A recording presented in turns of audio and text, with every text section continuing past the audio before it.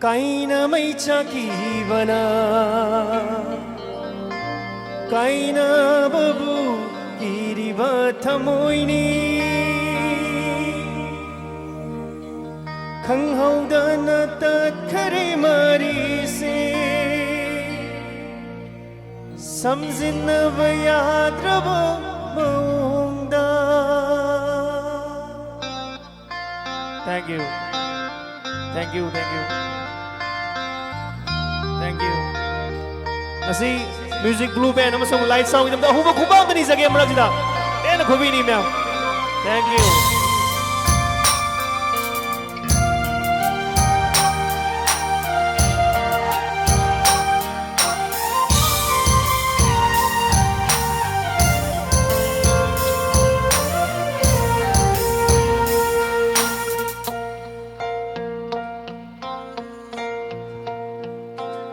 Chalo chatavaya dravanandi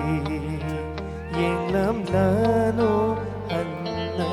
aingonda Aikoi nigi laiva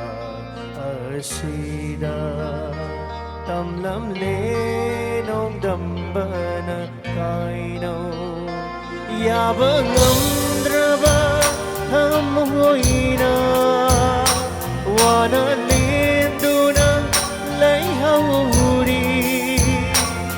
Yabangamdraba hamoina wana lenduna laihanguri asima tangdi airam thonangna aibu hikora aibu sikrora aibu hikora aibu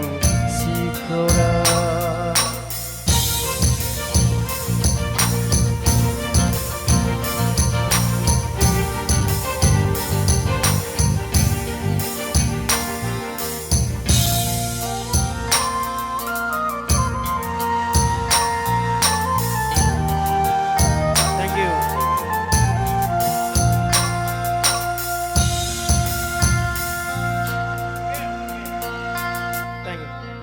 Kaina may chakibana Kaina babu kiriba thamoini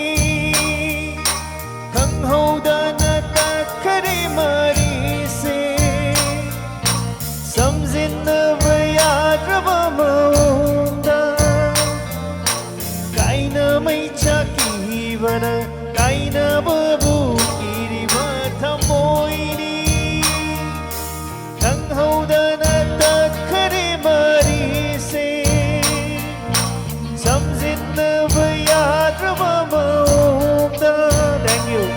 Nanga thengna rigai mama punsia no public ne nung siba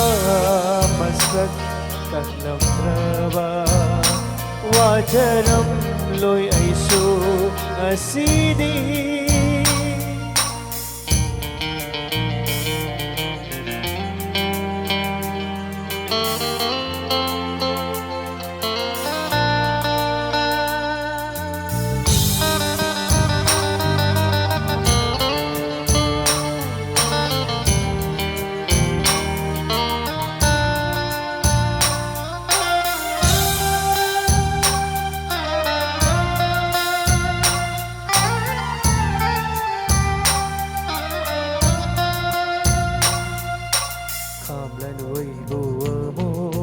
Chatlage lamdam se thadokuna Nungshimi nangi shaktam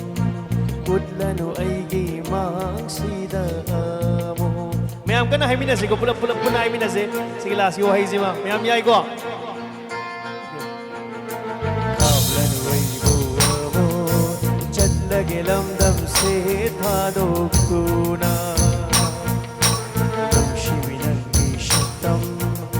Lanu aigi mangsida mo Nang buuroy daba mafamda Lotun hinurage ithan nata Nungay na